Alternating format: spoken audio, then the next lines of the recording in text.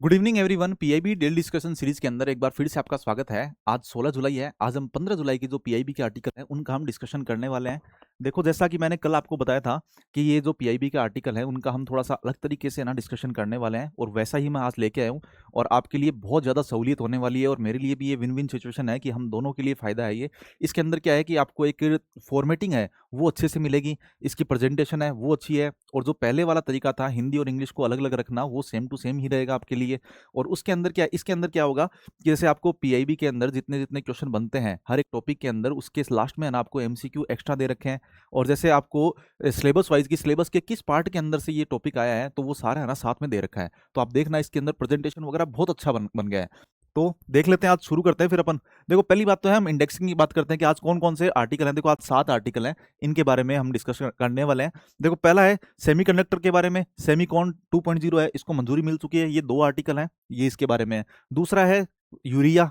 फिर mobile phone विनिर्माण योजना है, इसके बारे में हम डिस्कशन करने वाले हैं। शिप बिल्डिंग विकास योजना है, इसके बारे में। और ये सामने आपको दे रखा है, ये जो साइंस टेक से कहाँ कहाँ से है ना ये रिलेट कर रहे हैं वो दे रखा है। और केवड़ा जीवाश्म योजना है, खोज है सॉरी, और बायोमेडिकल रिसर्च कैरियर प्रोग्राम है। ये ऐसे करके ये 7 टॉपिक हैं, इनके बारे में आज हम डिस्कशन करने वाले हैं। देखो, ये पहला आर्टिकल है, ये सेमीकॉन 2.0 योजना है, इससे संबंधित है। देखो, आपको पता है कि सेमीकंडक्टर इंडस्ट्री है तो ये भारत के अंदर ज़्यादा मतलब पैदा नहीं हो पाई है, उत्पन्न नहीं हो पाई है, इसका है ना विकास है वो बहुत ही कम हुआ है। तो क्या है कि हम ज़्यादातर जो सेमीकंडक्टर है, जो आप चिप वगैरह देखते हो, तो इनके है ना आयात पे निर्भर रहते हैं, निर्यात वगैरह तो छोड़ो, हम क्या है कि अपनी जो ज़रूरतें हैं उनको भी पूरा नहीं कर पा रहे हैं। तो अब क्या है, सेमीकॉन इंडिया वैसे 1.0 चल रहा था पहले, अब है ना इसको थोड़ा सा एक अपग्रेडेड वर्जन है वो कर दिया गया है। पहले तो क्या है कि सिर्फ और सिर्फ फैब वगैरह है यही बनाई जाती थी। फैब का मतलब क्या होता है कि जैसे फैब ये जो सेमीकंडक्टर इंडस्ट्री है तो ये बनाने की ना सेमीकंडक्टर चिप वगैरह बनाने की एक यूनिट टाइप में होती है। और इसके अंदर क्या है कि फैब वगैरह ऐसे मतलब एक रॉ मटेरियल टाइप में ना उनको यूज में लेके और चिप बना दी जाती है। उसके बाद में पैकेजिंग वगैरह और वो सब है ना वो बाद में होती है। भारत के अंदर पहले से है ना गुजरात के अंदर या फिर कुछ जगह है ना ये जो पैकेजिंग वाली या जो दूसरी इंडस्ट्रीज हैं वो तो थी, लेकिन है ना फैब वगैरह है वो अभी तक नहीं है। तो उसके निर्माण के लिए अभी 2028 तक का है ना लक्ष्य रख रखा है भारत सरकार ने कि पहली फैब की स्थापना, मतलब सेमीकंडक्टर जो चिप है उसको बनाने की जो कंपनी है तो फैक्ट्री है, तो उसकी स्थापना 2028 तक ना हम बना लेंगे। ठीक है, पहला फैब का लक्ष्य है हमारा। फिर उसके बाद में अब इसके अंदर क्या है कि 1.0 के अंदर तो सिर्फ यही था कि हमारा टारगेट है ना सिर्फ फैब बनाना, ये लक्ष्य था। अब क्या है कि हम उससे थोड़ा आगे बढ़ गए हैं। उसके अंदर क्या होगा कि कौशल विकास करेंगे हम। उसके अलावा कुछ आईपी है, आईपीआर है तो उसके लिए अलग से काम करेंगे। डिजाइनिंग वगैरह करना है तो उसके लिए अलग से काम करेंगे। तो बहुत सारी चीजें हैं तो इसके अंदर इंक्लूड किया गया है। इसके अंदर क्या है, 6 स्तंभ है, 6 पिलर्स हैं, इनको है ना ध्यान में रख के काम किया गया है। ठीक है, तो इसको ध्यान में रखा गया है। 2028 तक पहला फैब है, ये जो मैं बता रहा हूं ये आपको नोट करना है। पहली बात ये है, दूसरा ये है, और तीसरा ये जो 6 पॉइंट है इनको। ठीक है, अब क्या है कि 2030 तक, 2035 तक है सॉरी, 2035 तक हमारा टारगेट है कि 200 बिलियन डॉलर, 200 बिलियन डॉलर इतनी है ना सेमीकंडक्टर के अंदर हमें है ना जो इकोनॉमी है हमारी, तो वो इतनी हो जाए कि 2035 तक ना 200 बिलियन डॉलर तक हो, ये हमारा लक्ष्य रखा गया है अभी। ठीक है, तो इसको भी आपको नोट करना है। वैसे ये आगे दिया हुआ है, मैंने इसको साथ में बता दिया कि शुरुआत में है ना क्या क्या चीजें आपको कोई भी आंसर वगैरह लिख रहे हो तो उस टाइम पे लिखना चाहिए। तो अब देखो, पहली बात है डिजाइन। तो डिजाइन के अंदर क्या है कि 105 स्टार्टअप है ना, ये सेमीकंडक्टर इंडस्ट्री से रिलेटेड है। ये 105 स्टार्टअप है यहाँ पे हैं, वो चिप्स वगैरह विकसित कर रहे हैं। लेकिन अभी क्या है कि इसमें व्यावसायिक और आईपी है, इन पे भी ध्यान दिया जाएगा कि हम डिजाइन वगैरह ना ये खुद ही करेंगे। इससे क्या है कि जो विदेशों पे निर्भरता है वो कम हो जाएगी। वहां पे है ना उनको जो हम फॉरेक्स रिजर्व है तो इससे हमारी बचत होगी, उनको हम जो डॉलर्स के अंदर पे करते थे वो सब है ना नहीं करना पड़ेगा। इसलिए ये डिजाइन है, इसको भी यहाँ पे इंडिया के अंदर किया गया है। फिर उसके बाद में मशीनें और सामग्री, जो मतलब फैब के अंदर जो मशीनें होंगी, जो सेमीकंडक्टर चिप हैं तो वो बनेंगी, तो ना उसके अंदर उसके लिए क्या है कि वो फैक्ट्रीज के अंदर बहुत सारी मशीनें लगी होती हैं, तो उन मशीनों को भी है ना निर्माण यहाँ पे इंडिया के अंदर किया जाएगा। तो ये भी हम कर रहे हैं। उसके अलावा अधिक फैब, ये मैंने आपको बता दिया कि फैब वगैरह है तो वो ज्यादा बनाएंगे हम। अब इसमें क्या है कि सिलिकन, सिलिकन तो आप समझते हो। फिर उसके बाद में कंपाउंड सेमीकंडक्टर।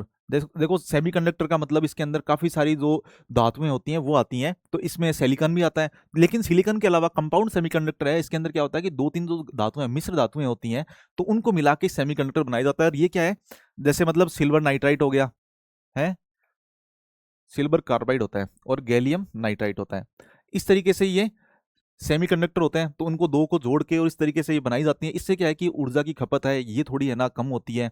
और आपको पता है कि जितनी छोटी है ना सेमीकंडक्टर की चिप होगी उतनी कम है ना वो ऊर्जा को है ना ग्रहण करेगा, और जैसे मतलब उनका जो परफॉर्मेंस वगैरह होती है तो वो भी है ना वो ज़्यादा होगी। तो इसमें क्या है, सिलिकॉन है, कंपाउंड सेमीकंडक्टर है, डिस्क्रीट और डिस्प्ले फैब वगैरह ये बनाए जाएंगे। फिर पहला फैब है 2028 तक बनाया जाएगा। अब देखो डिस्क्रीट फैब क्या होता है। डिस्क्रीट फैब होता है, मान लो कि एक चिप है, ये सेमीकंडक्टर की चिप है, इस पे बहुत सारे आप देखते होंगे कि कोई कंप्यूटर वगैरह के अंदर हरी हरी है ना इस तरीके से एक चिप वगैरह होती है, तो उसके ऊपर है ना आप देखते हो जो सिल्वर टाइप के ऐसे दाने दाने इस तरीके से होते हैं, ये ट्रांजिस्टर वगैरह लगे होते हैं बहुत सारे। और ये क्या है कि सर्किट से है ना एक दूसरे से जुड़े होते हैं, ऐसे मतलब ऐसे करके अंदर ही अंदर है ना बहुत सारे तार वगैरह होते हैं, वो छोटे छोटे तार होते हैं, उनसे है ना ये एक दूसरे से जुड़े होते हैं। तो लेकिन क्या है, मान लो कि एक कंप्यूटर है तो उसके अंदर एक अलग से एक ही ट्रांजिस्टर की जरूरत है, उसको सर्किट वगैरह ये सब नहीं चाहिए, एक स्पेशल प्रोग्राम है वो उसको लॉन्च करना चाह रहे हैं वो, और उसके अंदर एक छोटी सी चिप लगानी है तो सिर्फ एक ट्रांजिस्टर चाहिए, तो उसके लिए क्या है, डिस्क्रीट फैब है। ठीक है, डिस्क्रीट फैब है, इसको इस्तेमाल किया जाता है इस वर्ड को। उसके अलावा एटीएमपी मतलब उन्नत, और उन्नत असेंबली मतलब असेंबलिंग हो गया, फिर टेस्टिंग हो गया, फिर मेकिंग हो गया, और उसके बाद में पैकेजिंग हो गया। ये सारे काम है वो एक ही जगह पे किए जाएंगे। इस तरीके से ना हमारे पास में वैसे इंडिया के अंदर क्या है कि जैसे गुजरात के साणंद के अंदर ये ना ये फैसिलिटी है, तो इसको पहले ही कर दिया गया था, ये हमने बात कर चुके हैं हम पहले ही। तो ये क्या है, असेंबली वगैरह टेस्टिंग वगैरह ये सारी चीजें है ना इंडिया के अंदर ही हो, बाहर से है ना कुछ भी आयात वगैरह हमें नहीं करना पड़े। ठीक है, तो ये हो गया। फिर उसके बाद में रिसर्च एंड डेवलपमेंट में हम काम करेंगे।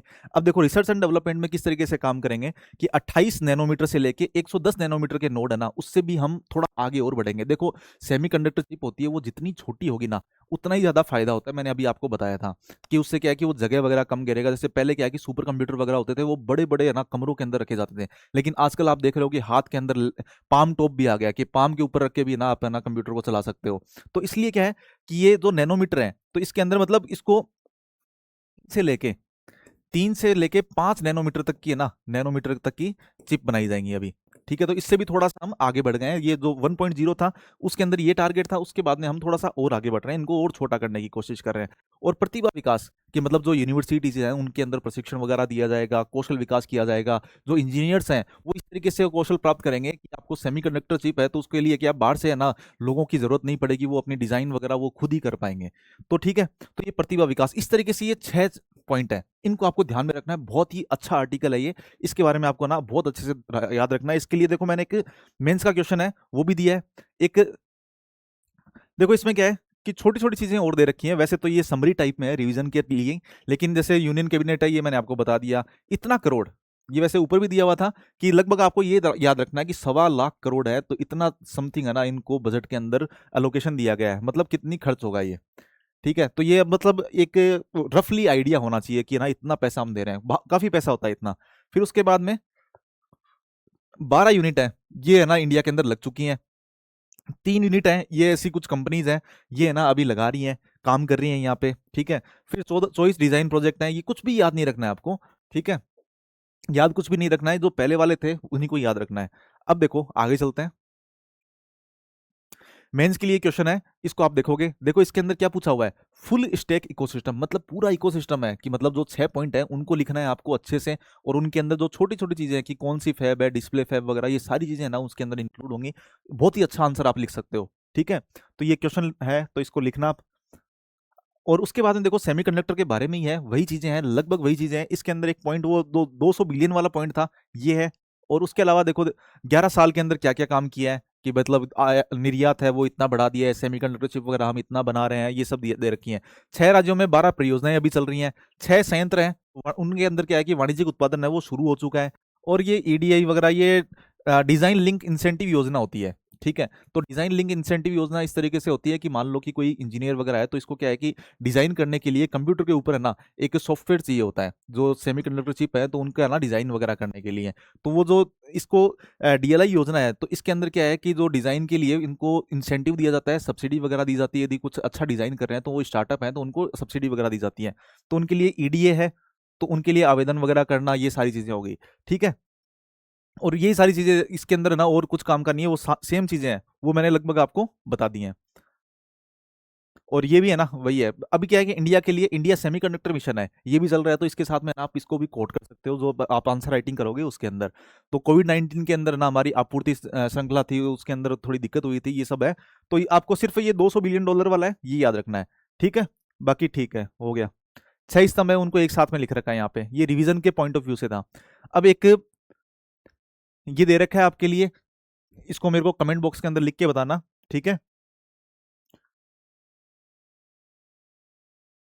और ये मेंस का क्वेश्चन है, एक ही टॉपिक के अंदर 2 मेंस के क्वेश्चन है, यदि आप लिखना चाहो तो लिख लेना, वरना क्या है कि डेली के 2-3 क्वेश्चन है, ये आप लिखा करो कम से कम, है ना। 2-3 क्वेश्चन डेली लिखा करो, चाहे एक करंट का हो गया या फिर एक है ना स्टैटिक का हो गया, इस तरीके से 2 आप लिख सकते हो। उनमें से आपको इनकी तो है ना, सिर्फ जो ज्यादा मैं क्वेश्चन दे रहा हूँ उनकी सिर्फ फॉर्मेटिंग करके आप छोड़ दो, कि मैं होता तो मैं इस तरीके से ना इसको लिख देता। तो बस एक बार देखना है, इसको गो थ्रू करना है आपको। अब देखो अगला आर्टिकल है ना, ये यूरिया उत्पादन से संबंधित है। देखो आपको पता है कि यूरिया है तो ये क्या है कि जो अमोनिया है तो उससे बनता है। और देखो नेचुरल गैस होती है ना, नेचुरल गैस है, प्राकृतिक गैस है, उससे अमोनिया बनता है। और फिर अमोनिया का यूज है ना यूरिया उत्पादन के अंदर आता है, जो मतलब हम उर्वरक वगैरह बनाते हैं, तो ये यूरिया है तो इसके उत्पादन के अंदर होता है। अब देखो यूरिया है की है ना, यदि मान लो पेट्रोलियम की कमी होगी तो यूरिया का उत्पादन कम होगा, उर्वरक वगैरह कम होंगे। और हम क्या है कि अभी बहुत ज्यादा आयात पे निर्भरता हमारी ज्यादा है, लगभग ऐसे मान लो कि 20% के समथिंग है ना, हम आयात पे निर्भरता है। लगभग 40 मीट्रिक टन है ना, ये टोटल हमारी जरूरतें होती हैं, उसके अंदर 30 है ना हम उत्पादन कर रहे हैं, और 10% के समथिंग है ना, ये हम 10% नहीं, 10 MMT टाइप में है, तो उसका है ना हम आयात कर रहे हैं। ठीक है, तो काफी ज्यादा संख्या है इसका आयात की। तो इसको कम करने के लिए स्कीम सरकार लेके आई है, राष्ट्रीय निवेश नीति, यूरिया के लिए राष्ट्रीय निवेश नीति, की बाहर की जो कंपनियां हैं वो यहाँ पे आए और उनके लिए कुछ सहूलियत वगैरह दी गई है। उसके बारे में इसके अंदर बता रखा है कि क्या क्या सहूलियत है, वो इन्वेस्टमेंट यदि करना चाहते हैं, बाहर बाहर के निवेशक हैं तो उनके लिए है ये। तो देखो पहली बात है, गैस आधारित यूरिया इकाइयां हैं, इनमें नए निवेश को बढ़ावा देकर आत्मनिर्भर भारत है उसके सपने को साकार किया जाएगा। देखो गैस आधारित जो यूरिया प्लांट होते हैं तो ये क्या है कि पोल्यूशन वगैरह कम करेंगे। और जैसे अभी अभी तक क्या है कि जैसे नेफ्ता आधारित हो गए या कोयला आधारित हो गए, इस तरीके के प्लांट थे, तो उनसे क्या है कि थोड़ी सी है ना पोल्यूशन ज्यादा होता था, थोड़ा सा नहीं काफी ज्यादा होता था। तो ये गैस आधारित यूरिया इकाइयां हैं, तो उनके निवेश को बढ़ावा देकर आत्मनिर्भरता आएगी। फिर उसके बाद में फ्लोर सीलिंग है 12%, और फ्लोर और सीलिंग है 16%। मान लो कि कोई निवेशक है तो उसको डर है कि भाई मैंने मान लो कि एक फैक्ट्री वगैरह स्थापित की, यूरिया या उर्वरक है ना यहाँ पे मैं बनाना चाह रहा हूँ, और उसके अंदर है ना मेरे को फायदा नहीं मिलने वाला है। लेकिन सरकार ने सीलिंग फिक्स कर दी है कि जितना आपको है ना खर्च आ रहा है, और उसका है ना 12 से 16% है ना हम इतना दे देंगे आपको, उसके एक्स्ट्रा है ना आपको लाभ मिलेगा इतना। उसके बाद में 4 साल बाद प्रचलित विनिमय दर की फिक्स कॉस्ट वगैरह दी जाएगी। इसका मतलब है कि जैसे मान लो वो बाहर के निवेशक है, वो इंडिया के अंदर निवेश करना चाहते हैं, वो क्या है कि इन्वेस्टमेंट तो डॉलर के अंदर ही लेके आएंगे, और डॉलर की वैल्यू है तो वो ऊपर नीचे होती रहती है, और डॉलर की वैल्यू ऊपर नीचे होगी तो उतना ही उनको जोखिम रहेगा। तो उनकी डॉलर की वैल्यू है ना एक फिक्स रहे, इसके लिए क्या है सरकार ने 4 साल का है ना उनको बता दिया कि आपकी विनिमय दर कितनी भी ऊपर नीचे हो, तो 4 साल तक है ना हम डिसाइड करेंगे, हम देखेंगे कि आपको है ना उतना ही पैसा मिले जितना आप लेके आए थे। ठीक है, तो ये, और उसके अलावा कुछ नहीं है। इससे पहले क्या है, एनआईपी थी 2012 की, वो 2019 के अंदर ना ये खत्म हो गई थी। ठीक है, तो इसके लिए एनआईपी का मतलब यही है, जो यूरिया उत्पादन के लिए स्कीम है, तो ये एनआईपी थी, और इसको 2012 के अंदर ये लेके आए थे। अब क्या है कि नई नीति हम लेके आए, निवेश नीति। ठीक है, देखो ये है न्यू इन्वेस्टमेंट पॉलिसी कहते हैं इसको, एनआईपी को। ठीक है, और स्वीकृतिकर्ता कौन सा है, ये नोडल एजेंट जो मंत्रालय है ये उर्वरक मंत्रालय है, और उसके अंदर उर्वरक विभाग हो गया। उसके अलावा ये रिवीजन के लिए आपके 12%, 16%। फिर उसके बाद में 33 ऑपरेशन यूनिट है, ये आपके काम का नहीं है वैसे। और क्या है कि मांग उत्पादन अंतर आयात से पूरा होता है। ठीक है, ये सारी चीजें रिवीजन वाली हैं, ये इस स्लाइड के अंदर जो भी चीजें थी वो मैंने आपको बता दी हैं। ये एमसीक्यू है, आप देख लो। मैं थोड़ा साइड में हट जाता हूँ, और ये मेंस का क्वेश्चन है, ये भी आप एक बार इसको देखना, इसको सॉल्व करना यदि टाइम है तो आपके पास में, और वरना आप इसकी एक फॉर्मेटिंग वगैरह इस तरीके से तो कर ही सकते हो। अब देखो अगला आर्टिकल है मोबाइल फोन विनिर्माण योजना।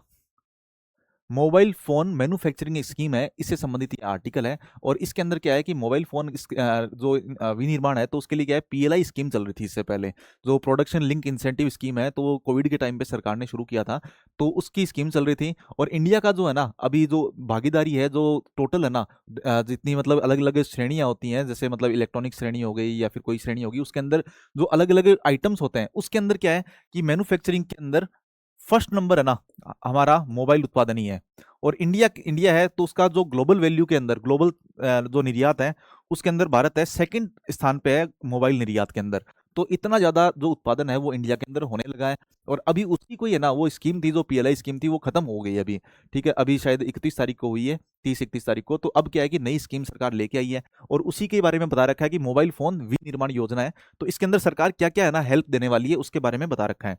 अब देखो, आधार प्रोत्साहन है। देखो, जितने भी जो कंपनीज जो विनिर्माण वगैरह उद्योग है ना ये लगा रहे हैं मोबाइल मैन्युफैक्चरिंग के लिए, उनको सबको है ना 2.25 से 5% तक, वो अलग अलग दर होती हैं, वो उनका कितना इन्वेस्टमेंट कर रहे हैं, कितनी उनकी वो मतलब एमएसएमई है या छोटा है या बड़ा है, वो सारी चीज़ों के लेके, तो इतनी अलग अलग दरों पे है ना, इतना तो उनको सब्सिडी मिलेगा ही मिलेगा। उसके अलावा 1.5% तक है ना, यदि वो घरेलू सोर्स से है ना, यदि वो कच्चा माल वगैरह इस तरीके से ले रहे हैं, तो 1.5% तक उनको भी है ना एक्स्ट्रा मिल जाएगा। और बाद में जो भारतीय ब्रांड है, जो कोई भी जो मोबाइल मैन्युफैक्चरिंग करने के लिए भारतीय ब्रांड है, और वो कुछ इनोवेशन वगैरह रिसर्च वगैरह इस तरीके से करती हैं, तो उनको 3% तक एक्स्ट्रा मिल जाएगा। ये तीनों चीजें आपको याद रखनी है। इंपॉर्टेंट इंपॉर्टेंट इंपॉर्टेंट, ये तीनों चीजें आप याद रखोगे। अब क्या है कि ये 31 मार्च को खत्म हो गई थी, इसी को नहीं था, इससे एक पहले था, 31 मार्च 2026 को ना ये समाप्त हो गई थी। कौन सी? पीएलआई है, जो लार्ज स्केल की जो इलेक्ट्रॉनिक मैन्युफैक्चरिंग है, ये स्कीम है ये पीएलआई की। ठीक है, तो अब इसके स्थान पे ना इसको लेके आया गया है। अब ये क्या है, 5 साल तक रहेगी। जो मैं हाईलाइट कर रहा हूं वो आपको लिखना है, इसके अलावा ज्यादा नहीं लिखना है। ठीक है, और इससे क्या है कि 60,000 प्रत्यक्ष रोजगार होंगे, ये आपको नहीं लिखना है, लेकिन आप आइडिया लगा लेना कि रोजगार है वो बहुत ज्यादा हो जाएंगे इससे। ठीक है, बस यही है। अब देखो, रिवीजन टेबल है ये सारा, कि मतलब कितना कितना हमने उत्पादन किया है, विनिर्माण 7 गुना हो गया है अभी इन दिनों के अंदर। पीएलआई स्कीम्स का क्या क्या फायदा हुआ है, मेक इन इंडिया है, तो ये सब है। ठीक है, अब क्या है कि हम मेक इन इंडिया से बढ़ के डिजाइन इन इंडिया है इसकी तरफ बढ़ रहे हैं। तो यहाँ पे है ना सारी चीजें, जो चिप्स वगैरह बनाई जाएं, या फिर है ना जो मोबाइल है, तो उनके है ना जो नए नए ब्रांड है, तो वो भी यहाँ पे आए हैं और डिजाइन करें। तो हम मेक इन इंडिया से डिजाइन इन इंडिया, ये ना कुछ कीवर्ड होते हैं, तो आप ना लिख लिया करो। अब देखो, दूसरा सबसे बड़ा मोबाइल निर्माता भारत है, जो वर्ल्ड के अंदर दूसरा बड़ा सबसे मोबाइल निर्यात निर्माता है। और स्मार्टफोन है, इसमें सबसे बड़ी निर्यात श्रेणी में बना हुआ है अभी। ठीक है, जितने भी हम एक्सपोर्ट करते हैं उसमें ना सबसे ज्यादा स्मार्टफोन ही है। जो मोबाइल फोन है वही है, मैंने शायद मैन्युफैक्चरिंग विनिर्माण कह दिया था, ये निर्यात श्रेणी के अंदर आप लिखना इसको। ठीक है, और विनिर्माण को इसके अंदर लिखना, ये आप ध्यान रखना, शायद मैंने पहले उल्टा बोल दिया था। तो ये क्या है कि रोजगार वगैरह है ना, ग्रामीण युवा वगैरह महिलाओं को और इनको सबको ना रोजगार वगैरह दिए जा रहे हैं इनके द्वारा, तो ये बातें आप समझ ही रहे हो। बस इतना ही है। अब इसके लिए आपको एक क्वेश्चन है, टोटल आज 6 क्वेश्चन है, तो 6 क्वेश्चन आप है ना मेरे को आंसर राइटिंग में, मतलब सॉरी कमेंट बॉक्स के अंदर लिख के दिखाना। और ये 6 क्वेश्चन है, देखो ये एक, ये चौथा होगा शायद या तीसरा है, ये मेंस का क्वेश्चन है। आप बस फॉर्मेटिंग करना, ज्यादा नहीं करना है आपको, पर एक दो क्वेश्चन लिखने होते हैं। जो सबसे इंपॉर्टेंट, जो आपको सेमीकंडक्टर मिशन था उसके बारे में बताया था, वो आप लिखना जरूर। ठीक है, अब देखो, शिप बिल्डिंग विकास योजना है। अगला आर्टिकल क्या है, ship building development scheme. India के अंदर क्या है कि शिप है ना, उनको विनिर्माण के लिए अलग अलग, जैसे हम पहले शिप जैसे खराब हो गए हैं, उनकी मरम्मत वगैरह के लिए हम है ना सिंगापुर जाते थे, या फिर ना उसके अलावा आपको पता है कि श्रीलंका के अंदर कोलंबो बंदरगाह है, तो वहां पे होता है, दुबई वगैरह के अंदर होते हैं। दुबई के पास में ही है, दुबई एग्जैक्टली वहां नहीं है। तो ये क्या है कि शिप है, उनकी मरम्मत के लिए हमें बाहर जाना पड़ता था। अब क्या है कि सरकार ने है ना ये योजना स्टार्ट की है, जिसको कहते हैं SBDS, ये शॉर्ट फॉर्म है। इसको आप शॉर्ट फॉर्म के अंदर थोड़ा याद अच्छा रहता है, इसके लिए क्या है कि मैं शॉर्ट फॉर्म है ना, ये मैं खुद भी याद रखता हूँ और आपको भी सलाह देता हूँ कि आप है ना इसको शॉर्ट फॉर्म्स को याद रखा करो थोड़ा सा, कि RKVY इस तरीके से ना, राष्ट्रीय कृषि विकास योजना हो गई, PMKKY इस तरीके से। ठीक है, तो अब क्या है कि जैसे दो बंदरगाह है, एक तो वाड़ीनार है, वाड़ीनार बंदरगाह है, और एक पोरबंदर बंदरगाह है।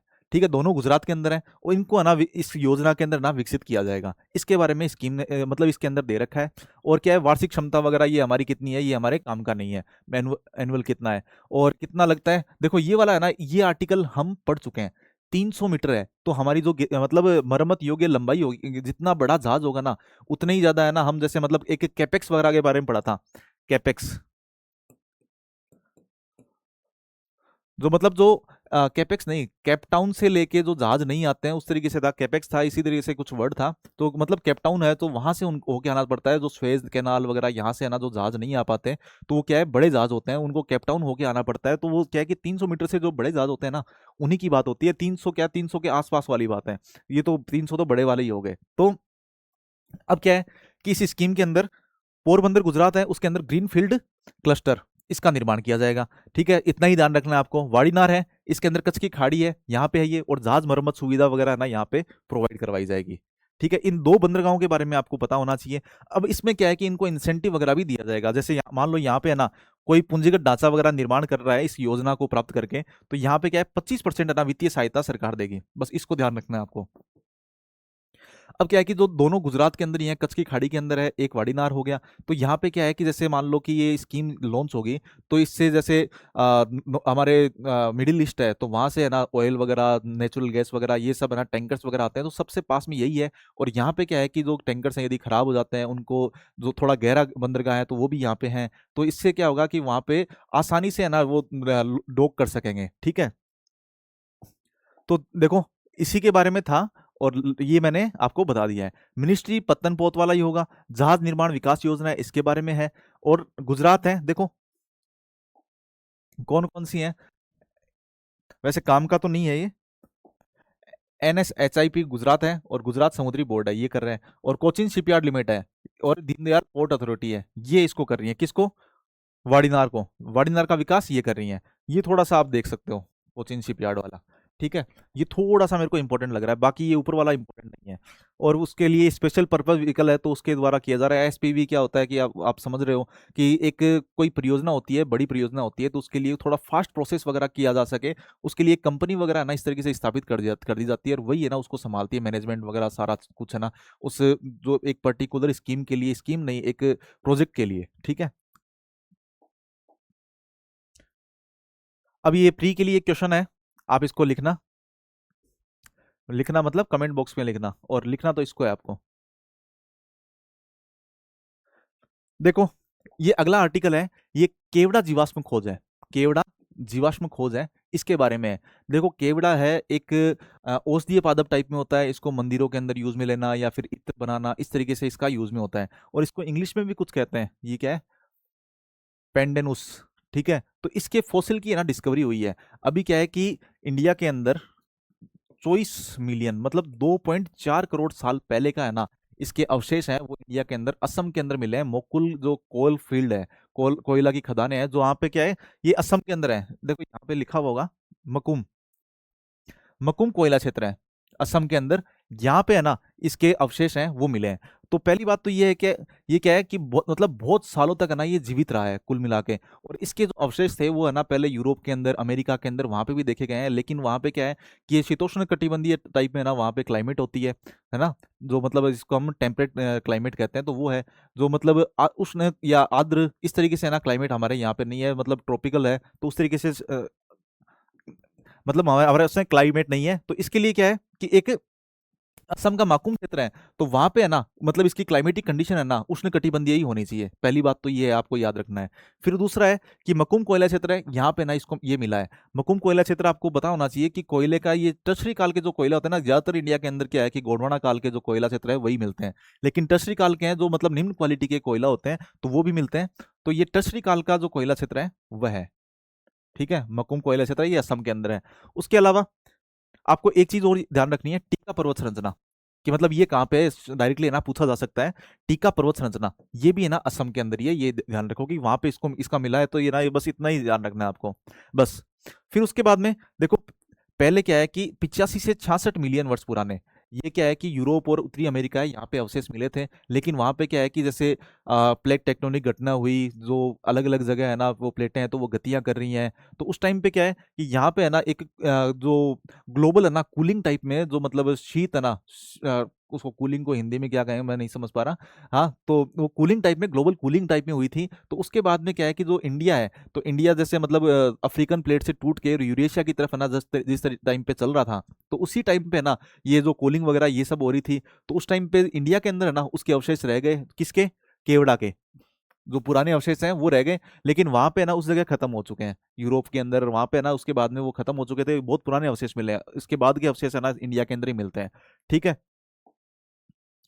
तो बस यही ध्यान रखना था कि आपको उष्ण कटिबंधीय क्षेत्र है यहां तक सिमटी हुई है ये चीज। ठीक है, अब केवड़ा के बारे में मैंने थोड़ा सा और लिखा है, जैसे इत्र है, मिठाई है, चिकित्सा है, मंदिर है, इनके अंदर उपयोग होता है। मकुम क्षेत्र हो गया, ये रिवीजन है सारा, 24 मिलियन वर्ष हो गया। बीरबल सानी इंस्टीट्यूट है, हाँ इसके इसने इसकी खोज की है, जो डीएसटी के अंदर आता है। और उत्तरी अमेरिका, यहाँ पे है ना इसके शीतलन की सीमा थी। ठीक है, फिर उसके बाद में ये हमारे काम का नहीं है।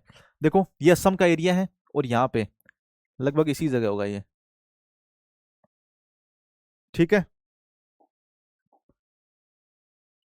ये एमसीक्यू है, इसको सॉल्व करना आप काफी आसान है, कोई दिक्कत नहीं होगी आपको ज्यादा।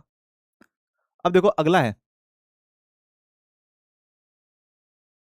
ये बायोमेडिकल रिसर्च कार्यक्रम है, रिसर्च प्रोग्राम है, इसके बारे में है। देखो इसके अंदर ज्यादा कुछ नहीं है कि अभी बायोमेडिकल रिसर्च प्रोग्राम है, तो इसके बारे में बता रखा है कि जैव अर्थव्यवस्था है ना, इसका हमारा लक्ष्य क्या है। ये शायद 2030 तक का है, जो जैव अर्थव्यवस्था है, तो वो है ना उस 2030 तक है ना, जैव जैव अर्थव्यवस्था की जरूरत क्यों पड़ी हमें, आपको पता है कि जिस टाइम पे कोविड आया था, तो उस टाइम पे है ना जो मतलब वैक्सीन वगैरह, कोविड वैक्सीन की जरूरत पड़ी, अलग अलग टाइप के है ना, जो मतलब हाँ, आप देखते हो कि नदियों को है ना मतलब सुरक्षित करने के लिए, उनको साफ करने के लिए, या फिर है ना ऑयल जेपर वगैरह इस तरीके से है ना, आपको समुद्र के अंदर है ना ऑयल वगैरह ये फैल फैल जाता है, ऑयल स्पिल हो जाता है, तो उसके लिए भी ना जैव उपचार किया जाता है, ऊर्जा क्षेत्र के अंदर काम आता है। तो बहुत जगह है ना जो जैव जो मतलब बायोटेक्नोलॉजी है, तो उसका यूज में लिया जाता है, तो उसके लिए क्या है, जैव अर्थव्यवस्था है।